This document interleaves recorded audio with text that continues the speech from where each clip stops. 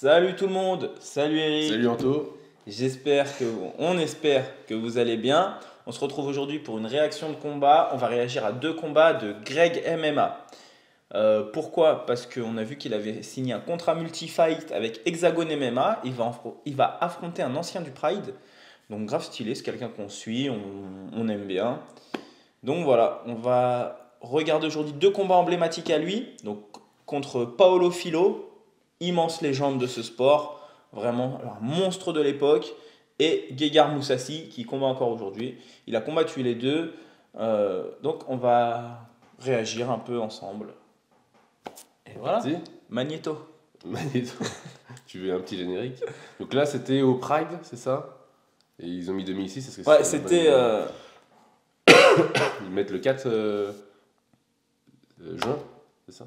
Je sais pas, 4 juin 2006, le combat? je sais pas si c'était le 15 en 2006, c'était en 2006. Et du coup c'était au Pride. Donc c'était en 2006 et c'était au Pride parce que Greg, il a combattu au Pride. Je crois qu'il a fait qu'un combat, mais voilà. Donc il était plus jeune, on le voit avec sa cravate là. Il est bien plus maigre Et qu'aujourd'hui. il est coaché par Cyril Diabaté derrière. Ah oui. Et la Snake Team existait déjà ou pas? Ouais, mais là je crois que c'était marqué... Ah non, je sais pas si c'est sur ce combat là, sans Kuno. Ok. Et ça existe encore ça, sans Kuno? Ouais, je crois. Ouais. Et donc là c'est Paolo Filho, un mec du JJB, un monstre, je crois qu'il était invaincu à l'époque. Ou Donc à ce moment-là, c'est quoi les grades? Est-ce qu'il avait déjà un grade particulier, Greg? En JJB ou en bah, je pense qu'il était déjà ceinture noire. ceinture noire, ok. Enfin, je sais pas, mais la vérité, je l'ai jamais vu ce combat, donc on va le découvrir ensemble. Mais voilà, hein, Paolo Filho, connu, monstre, légende. On peut déjà penser que Greg peut avoir un avantage avec la longe déjà, parce qu'il est un peu plus grand. Peut-être en striking, ouais, mais à l'époque, je suis pas sûr qu'il avait un striking comme il a aujourd'hui, comme on voit dans les vidéos. Oh, ça démarre très fort. Ah ouais. Et ben, Gros middle kick dans le bordel. direct, hein, qui a essayé de bien fermer la garde bien haute. Et Paolo Filho qui est très agressif. Alors là, à l'époque, hein, on l'a déjà dit sur des réactions de combat, mais il n'y avait pas de game plan, il n'y avait pas de... on se la met, quoi. Et au Pride, c'était un round de 10 minutes et 2 rounds de 5 minutes. 20 minutes de combat. Il y a un gros side control de Paolo. Ouais. Mal barré. Il avait saisi bras-tête. Les mitaines, même les mitaines, elles ont l'air miteuses. C'est un truc de fou. Tu prends une patate, tu manges les phalanges. Il se passe pas grand chose pour l'instant, toujours. Ouais, on voit qu'il met quand même la pression sur la mâchoire. Je viens de voir le genou se rapprocher de la hanche, mais grosse pression sur la mâchoire. Avec l'épaule. Et essaye de passer en montée. C'est pas évident comme position. En fait, je pense qu'il veut essayer de passer genou-estomac pour passer en montée. Mais comme il y a les coups, c'est ça, Greg, il peut pas permettre de il faut laisser la être montée, très collé, il ne faut pas laisser d'espace. Moi, j'ai cru au renversement. Bon, il y a déjà un genou-estomac. Alors, on voit Greg qui essaye de ponter pour créer de l'espace, tu vois, pour repasser sa main. Mais Greg, on sait qu'il a un bon JJB, un bon grappling. Même c'est un excellent grappleur. Mais Paolo Filho, c'est aussi un gros ceinture noire de JJB. Et voilà quoi. Pour l'instant, c'est difficile à Ça monter. y est, il a pris sa montée. Donc là, il faut pas décoller. Je sais que Greg, il a une sortie bien à lui. Celle qu'il a montrée dans une vidéo avec Valentin. C'est pas ça, non? Il s'appelait Venom, je sais plus quoi là. C'est pas ça. Je sais pas. C'est pas celle-ci où tu parles où il prend le pied, c'est ça? Il ressort par. Ouais, il ramène ses jambes sous les aisselles. Avec sa souplesse, il libère son bassin, il ramène les jambes sous ses aisselles et il part en courant. Mais là, je sais pas s'il va le faire, mais j'ai déjà vu dans un best-of ou dans un highlight. Abdul aussi, Abdul fait ça. Donc Donc, c'est une bonne solution ce qu'il fait d'aller cacher la tête. Là, oui, il vient coller pour pas se prendre des grandes mandales à haute amplitude. Hein, il se prend des coups sur l'air du crâne. Bon, là, ça commence à être autre chose. Là, il a toujours une garde cohérente. Et donc, voilà, regarde cette sortie-là. Voilà. Ah oui, T'as super vu? intéressant. Ok. Magnifique. Est-ce qu'on se la remettrait pas? Ah bah écoute, on peut essayer. Donc, on va revenir 10 secondes en arrière. Voilà.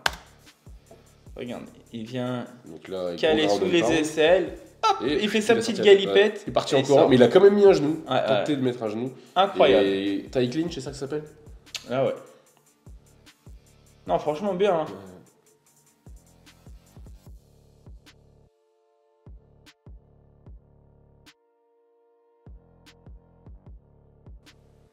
C'est pas évident. Regarde, il prend une Kimura. Oh là là là. Gros slam. Quand même agressif. Hein. Donc, Là, il prend Weezer, c'est voilà, ça. il prend Weezer. Il est trop haut du coup, enfin trop bas, là. Trop bas, ouais. Mais avec le gant, ça peut quand même lui empêcher de sortir oui. la main pour frapper, tu vois. Il vient coller. Bon, pour l'instant, il s'en sort vraiment très très Ouais, il bien. faut rappeler que. Ah, peut-être un une Gogoplata. Ouais. Ah, ou Nomoplata, tu penses? Ouais, Omoplata, après Gogoplata, je pense. Enfin, je pense il allait le faire au feeling. Mais il faut quand même rappeler que Paulo Filho, c'est une légende. Hein. Vous voyez sa musculature, regardez ses oreilles sont vécues. Allez voir sur son Sherdog et tout. Vous allez voir qui c'est, quoi, vraiment. Il a affronté des gars de ouf. Voilà, il y a encore la montée, donc là, si on était en JJB, ça ferait quand même pas mal de points de concéder quand même. Donc là, le but, c'est d'essayer de pas se prendre le ground and pound à ce moment-là. C'est ça. Donc il va essayer de coller la tête. C'est pas mal hein, le boulot qu'il fait pour éviter de concéder justement. Vous savez, il contrôle l'arrière du crâne pour pas qu'il puisse se relever et prendre trop de distance. Et quand il arrive à prendre de la distance, il vient coller sa tête afin que les coups ne soient pas puissants, tu vois. Parce que là, les coups en soi, ces coups-là ne peuvent pas le mettre KO, tu vois. Mais ça met des points par contre. Ça compte en coups significatifs. Bah, je sais pas si à l'époque il comptait les points comme ça, mais en tout cas, ça fait quand même des coups, quoi. Et est-ce qu'il va pas retenter sa sortie alors après? Il est peut-être coincé par les cordes. Non, ah bah ouais, il va retenter quand même. Et là, pour ressortir, du coup, ça va l'obliger à sortir de l'opposé en fait. Là par contre. C'est costaud là. Donc là, c'est quoi, l'arbitre lui indique de se défendre, c'est ça? Ouais, je sais pas. Je rigole. Mais tentative de clé, tu crois? Je l'ai vu glisser les mains sous le... J'ai même pas vu. Non, je pense que l'arbitre qui pointe du doigt, il lui dit attention. Tu sais, il lui donne un avertissement. Si tu fais pas au-dessus de quelque chose, j'arrêterai le combat, quoi. D'accord. Parce que là, les coups marteaux... ouais, c'est ça, Hammerfist. Je dirais un gorille, il lui tape dessus. Là, je pense qu'en tu vois, aujourd'hui, ça garde en vrai. Ah, mais aujourd'hui, en France, je pense que le combat sera arrêté. Ouais. J'avais vu que c'était 6 coups. Sans défense. Mais bon, là, il a quand même un bon bouclier. Il se prend les coups dans les avant-bras, mais il fait rien. Donc, c'est quand même hermétique. Il n'a pas pris une droite dans le visage. C'est dans le haut du crâne. Mais au niveau dans les bras. du cardio, à mon avis, tu dois être gainé tout le temps parce que tu sais que si tu foires. Bah, t'as vu, il a la bouche ouverte. Hein. Ouais. Il est pas tranquille. Puis l'autre aussi, il traîne des pieds. Donc il produit. Mais tu te rends compte, les combats, tu sais que t'es parti pour 10 minutes de guerre. 10 minutes en plus avec les points, là, c'est pas 10 minutes comme nous, tu peux temporiser, prendre un bras tête, attendre. Là, t'as les droites qui peuvent partir à tout moment. T'as les genoux aussi, peut-être pas au sol. Je sais pas si au Pride il y avait. Je crois qu'au Pride il y avait les pénaltys aussi. Ouais, et les stompes et tout ce que je vois qu'il tape à l'arrière du crâne, donc il y avait rien d'interdit quoi. Moi, j'imagine les couilles et les yeux, quoi, c'est tout. Oh, c'est pas mal ça. Pas mal.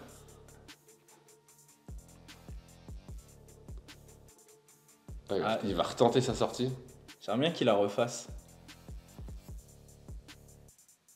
Il a une belle souplesse, il a une belle mobilité de hanche quand même. Tu vois par contre la ceinture scapulaire du gars, de Paolo, impressionnante. Oh là là, ça c'est la merde. Contrôler les deux bras. Deux bras tête comme ça.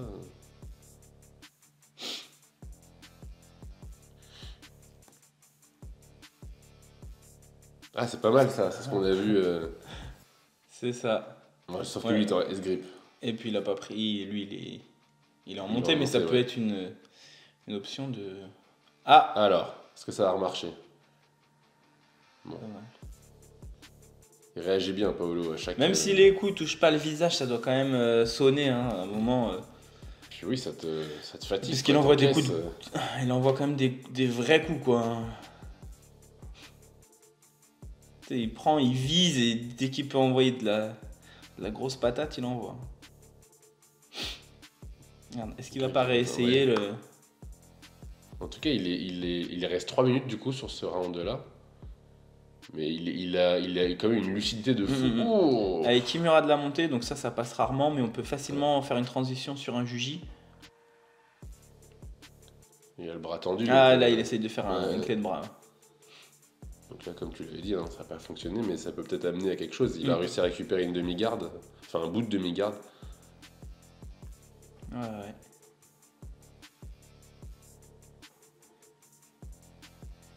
Quand même à recomposer. Il a quand même réussi à recomposer. Et l'autre, il a fait une espèce d'under-over le passage, c'est ça? Une main en dessous, une main au-dessus pour passer la garde. J'ai pas vu, je regardais sa hanche. Il a essayé de passer le genou à la hanche, tout en contrôle. Oh là là, la montée, putain, il allait la chercher. Hein. Et demi-garde. Greg qui reprend une demi-garde. C'est une belle bagarre et c'est un beau jeu dessus. Ouais. Parce que. Bon, il se fait dominer, mais il y a de la recomposition. Enfin, quand tu vois le gars en face. En fait, il est cohérent dans toutes ses défenses. Donc là, il se fait prendre la montée un nombre de fois assez impressionnant, mais il est toujours. Il n'y a pas une seule fois où. Comment dire, où il ouvre et qu'il se prend un coup plein de face, quoi. Tu te rends compte, pour garder la lucidité. C'est clair. Là, au bout de je sais pas combien de minutes de guerre. Puis même Paolo, là, elle a même plus de force dans les bras. Allez. Alors. Ça va partir sur un Juji, non? D'être cramé, hein, à force de tenter de faire. Ouais. Ça va réduire le rythme hein, sur le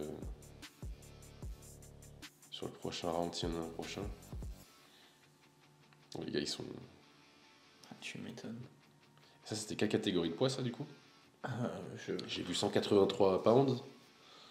Ça doit faire un truc comme 80 kilos, c'est ça? Je sais même pas. Ouais, je pense que ça devait être des moins de 84 kilos. Ouais. Donc c'est la fin du round.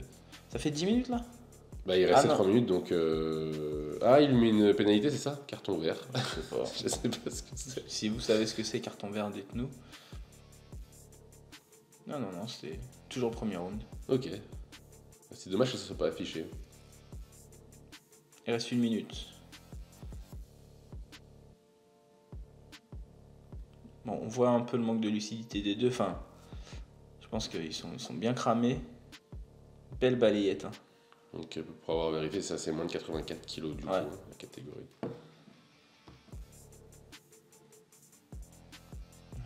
Demi-garde, il a attaqué un passage de demi-garde avec le bras sous l'aisselle. Un Wheezer. Il met la pression. Ah non, c'était pas un Wheezer. Non.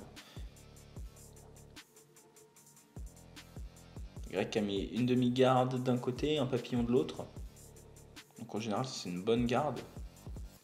Difficile à passer, tu peux facilement suivre. Il a pris sa demi-garde. Voilà. Là, c'est pas évident, tu vois qu'ils ont plus beaucoup d'options. d'options. T'as vu, il reprend sa demi-garde papillon. Pourquoi? Parce qu'on peut facilement renverser et on est très peu en danger sur le passage quand même. Tu vois, dès qu'il va pouvoir... Ok, alors est-ce qu'il leur demande de se relever? C'est la fin du round? Non, je pense que c'est la fin du round, parce qu'il restait 1 minute. Ok, fin du round. Donc qu'est-ce qu'on peut dire du premier round? C'était explosif dès le départ? Ouais, grosse intensité. On va nous remettre un petit ralenti sur...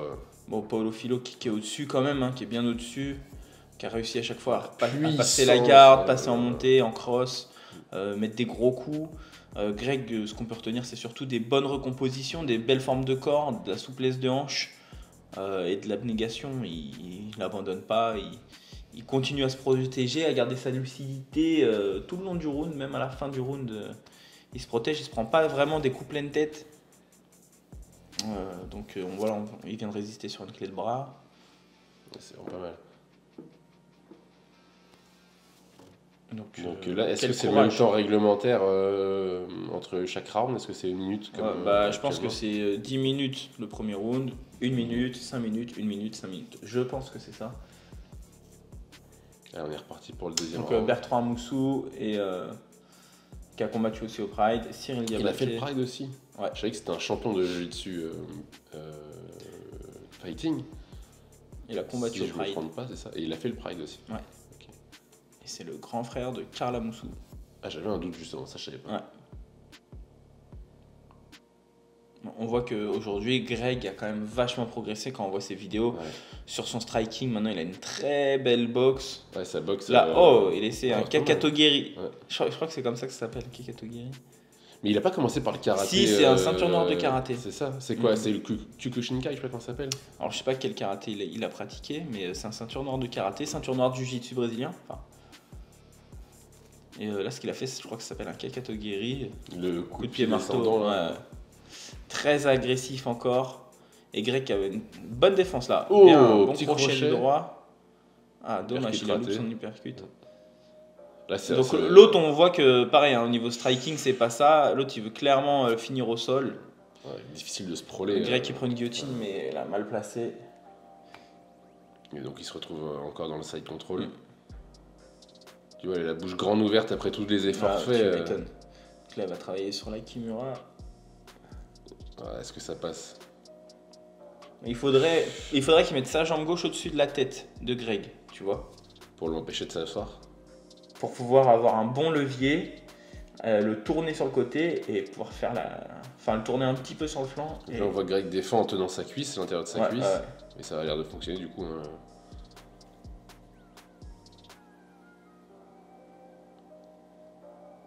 C'est pas du tout évident. Hein, Ouais. Là, on voit qu'il y a une grosse pression de la part du Brésilien. Et toujours pareil, tu vois, il colle en haut, il va essayer de masquer pour pouvoir mettre son genou estomac, pour pouvoir passer en montée. Et Greg qui arrive à reprendre une demi-garde.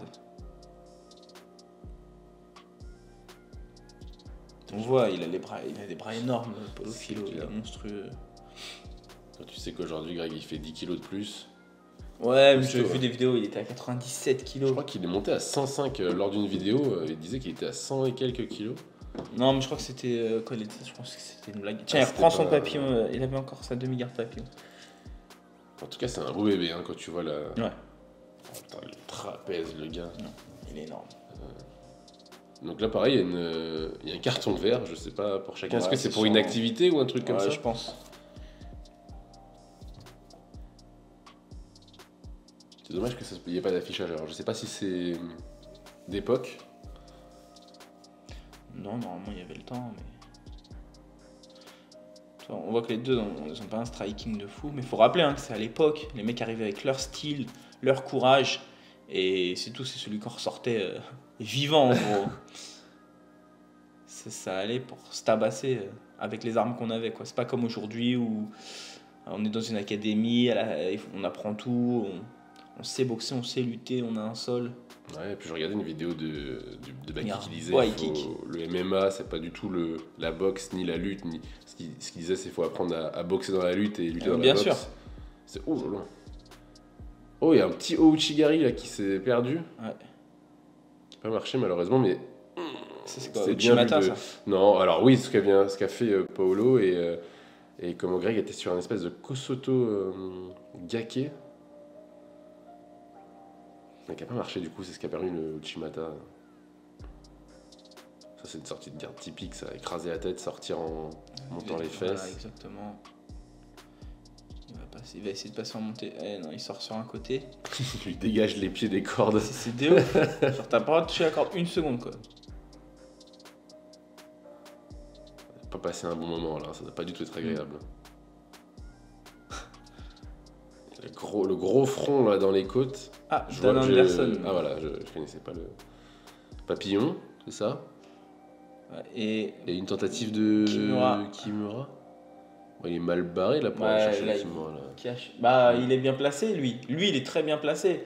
C'est juste que l'autre il est puissant, il cache derrière sa cuisse. Ça glisse, il n'y a pas de grippe, mais sinon il est bien placé. En soi, s'il arrive à sortir la main et qu'il engouste donc du bon côté, du côté opposé. Il reste une minute au combat, enfin au round là. C'est difficile à noter. Oh bah non, ce genre de... pour moi, là il n'y a pas de photo. Ouais, pour toi c'est tout pour le Paolo. Oui. C'est difficile à dire parce que. Il a toutes les amenées au sol, il a tous les coups significatifs, il prend des grosses positions, il frappe. Non. Il attaque. D'accord. Moi, je vois, quand tu regardes ce que fait Greg, tu te dis que. C'est bien, mais si on est objectif, non, pour le coup, quand même. Mais c'est vraiment bien ce qu'il fait. Puis il est agressif, tu vois, dès qu'il y a de la distance. Ouais, il se fait encore passer la garde. Tu vois. Ça va être terrible pour le mental, ça. De travailler, se retrouver encore dans la garde, dans la montée. Oh. Et là, il prend une Americana. Ah oui. Americana. Il retente sa clé de bras comme tout à l'heure. Ok, fin du round. Ils ont l'air Ouais. épuisés, les gars.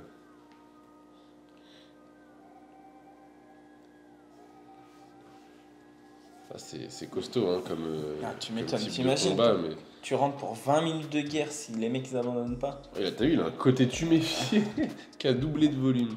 Ça y est, donc c'était fin du combat. C'est la fin. Ils avaient que 2 rounds au final. Merde. Merde, on est con quoi. Gros respect entre les deux, par contre, incroyable. Un round de 10, un round de 5, bon. Pour moi, c'était. Alors, c'est peut-être parce que c'était le Pride Bushido. Le Pride Bushido, c'est l'équivalent de. Je sais pas, on va dire aujourd'hui un UFC Fight Night ou tu vois, où c'était les prospects ou. C'était pas le Pride numéroté, tu sais, le Pride 32, 33. Ce Pride Bushido, peut-être un round de 10, un round de 5, mais pour moi, c'était un round de 10, deux rounds de 5 le Pride, c'était ça. Donc, elle a la décision. Donc, déjà, d'aller à la décision contre lui là. Magnifique. Magnifique. Vainqueur. Et puis en soi, c'est un combat vraiment agréable à regarder. Il y a beaucoup de sol, donc pour nous qui aimons le sol. C'est pas évident, je pense, pour les néophytes, à mon avis, par contre, à regarder. Quand tu regardes un combat d'époque comme ça, c'est que t'es pas un néophyte. Enfin, c'est que tu t'intéresses. Mais non. Regarde la différence de Gab, beaucoup plus trapu, beaucoup plus musclé. Par contre, il lui met une tête de plus. Super. C'est vraiment très très beau combat. Hein. Bon, dites-nous ce que vous en avez pensé de ce combat. S'il y a des détails à donner, des anecdotes sur ce combat, dites-le nous dans les commentaires. Et là, on va se mettre Mousasi. Donc, pour anecdote, c'est le dernier combat de la carrière de Greg. Donc, c'était contre Mousasi. C'était pour la ceinture du Cage Warrior. Mousasi, c'est quelqu'un que j'ai rencontré en vrai. Trop sympa. Bon gars. Mousasi, c'est une légende de chez légende. C'est un des meilleurs moins de 84 au monde. Encore aujourd'hui, il vient de combattre pour la ceinture du Bellator. C'est ce que j'allais dire, je l'ai vu combattre. Là, c'était contre. Oui, au Bellator Paris, contre le frère de Leon Edwards. Donc, malheureusement, il a perdu. Mais c'est un des meilleurs 84 au monde. C'est une légende de chez légende. Voilà. Donc là, les scores qui étaient en vigueur. Donc, Grégory était à 5-3. Et voilà. C'est comment ça se dit, Guéga Guégar Mousasi, il était à 14-2. 14-2, ouais. Et attends, j'ai encore un truc à dire, je crois. Je crois que Mousasi a dit dans une interview que. Bon, ça fait longtemps que j'ai vu cette interview-là, que c'était un de ses combats les plus durs. Alors, en voyant le temps, et moi j'ai déjà vu ce combat, on sait que ça va pas jusqu'à la fin. Non, pas le combat le plus dur, mais un des combats qui a le plus marqué sa carrière, je crois. D'accord. On lui a demandé quel est le combat qui a le plus marqué ta carrière ou ton combat le plus marquant de ta carrière. Je crois qu'il a dit celui-là. Bah, surtout parce que je pense que c'était la première fois qu'il avait une ceinture. Possible. Donc qu'il l'a marqué du coup. Je sais pas, mais il avait dit ça. Donc est-ce que c'était. Je sais pas. Ça marche. Allez. C'est parti. C'est parti. Cage Warrior pour la ceinture. Donc le Cage Warrior, c'est l'organisation anglaise. Ok, britannique. Allez, premier round. T'as pareil, tu as une. Comment on appelle ça, un pronostic. Toujours un gros low kick, comme tout à l'heure. Alors c'était un middle. Le pronostic, moi je connais le combat. Alors celui-là. Déjà combat, d'accord. Et il va chercher le double. Gros double leg. Donc là, je pense qu'il avait clairement envie de l'amener au sol, hein, parce que Guégar, c'est un bon striker. Guégar qui défend, qui met son genou. Et regarde, demi-garde papillon. Encore une fois. Par contre, putain, la prise d'image, hein, l'ombre à droite, l'ombre à gauche. il manque un spot, ouais. Je te jure. Mais regarde, demi-garde papillon. Donc pareil, c'est une position où on ne prend pas trop de risques. Hop, il repasse en papillon. T'as vu, il est saisi en double underhook. On est vraiment sur le thème. Sur le thème qu'on a bossé là. Ouais. Oh, puis il se relève comme ça. Se relever.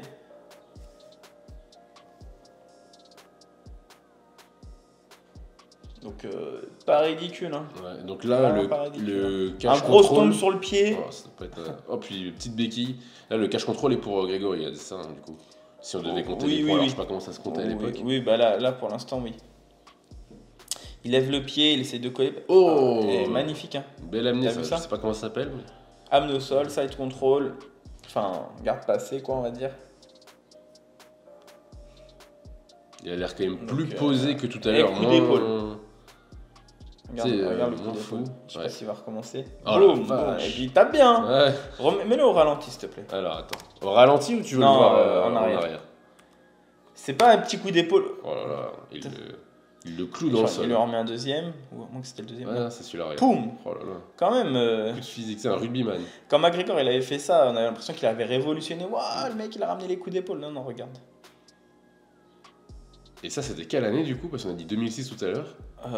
C'était pas beaucoup. 2006 aussi, parce que la carrière de Greg MMA elle a duré de 2003 à 2006. Ouais, c'est ça. Donc j'arrive pas à voir s'il est en montée. Il a l'air d'être. J'ai l'impression qu'il est en demi. Ouais, il est en Parce que je demi-garde. vois son pied, Ouais. Il est en demi-garde. On change d'angle. Ah, il part sur une clé de talon, clé de genou. Clé de genou, clé de cheville ou clé de talon, ouais. Rouler le long de la cage comme ça, et il sort. Enfer. Donc pour l'instant, on peut dire que il domine. Mais là, regarde les coups. Tu vas voir les coups de boucher là, regarde. Pareil, par contre, il a toujours une garde hyper hermétique. Ouais, non, mais là, ça y est là. Ah, c'est marrant qu'ils aient arrêté. Bon, bah, il était non, sur le côté. La là, puissance des coups. Ouais. Regarde, là, il est sonien. Mais en arrière, tu vois la puissance des coups. Mais c'est dans la garde. Hein. Ouais, non. Tu vois même dans la garde, ça doit pas être une partie de plaisir. Regarde. Là, il est sur le côté. Mais j'en avais entendu parler. Il en a parlé dans une de ses vidéos, comme quoi il disait qu'il n'était pas du tout lucide à ce moment-là. Ouais. Et que... Ouais, et c'est ce combat-là qui lui a fait arrêter sa carrière. Donc voilà. Donc il va recombattre aujourd'hui, on va être très attentif. Il a 46 ans, donc déjà c'est un bonhomme. Et on va regarder ça parce que c'est cool quoi. Et puis il est pas fini, il est à un très très très bon niveau. Donc on va regarder ça avec attention. Carrément. Donc ça sera le 28 ou 23 juillet, c'est ça? 23 juillet, je crois, aux arènes de Nîmes. Donc on va regarder ça, ça va être cool quoi. Le retour de Greg MMA, on suit ses vidéos. Là, il va combattre. Stylé. Voilà. Ça fait plaisir. On espère que cette vidéo vous a plu. N'hésitez pas à nous mettre, si on a dit des grosses conneries en commentaire, n'hésitez pas. Hein, nous, on s'auto-proclame pas commentateur. Hein. On réagit avec nos réactions d'humains. Donc voilà, parce qu'à l'époque, sur 2-3 vidéos que j'avais fait comme ça, on m'avait repris, oui, les commentaires. Mais c'est pas des commentaires. On commente pas un combat qui a déjà été commenté et vu 1000 fois. Sûr. On réagit comme ça. Si on a un truc qui nous passe par la tête, on le dit. Si c'est une connerie, bah tant pis. Voilà. S'il y a des combats que vous voulez qu'on réagisse, n'hésitez pas à nous les envoyer dans les commentaires, le petit lien de la vidéo, ou directement en DM sur Insta. Et puis voilà. Et ben voilà, c'est parfait. Et ben écoute, à la prochaine. On partage. Non, toi tu veux pas. Non, c'était une ref, mais personne. Ah, je l'ai pas. Non, c'est pas grave. C'est comme Donc, des trucs Bassem là. Bassem, tout le monde connaît. Mais c'est pété, je suis désolé. Oui, c'était pour la blague. Je savais même pas que t'allais la laisser celle-là. Ah ouais? C'est dommage, hein. Mais là, si tu veux, on a des rushs de toi un peu. Allez, à la prochaine. Merci d'avoir regardé. Allez, on like, on commente, on s'abonne, on se dit à la prochaine. Ciao.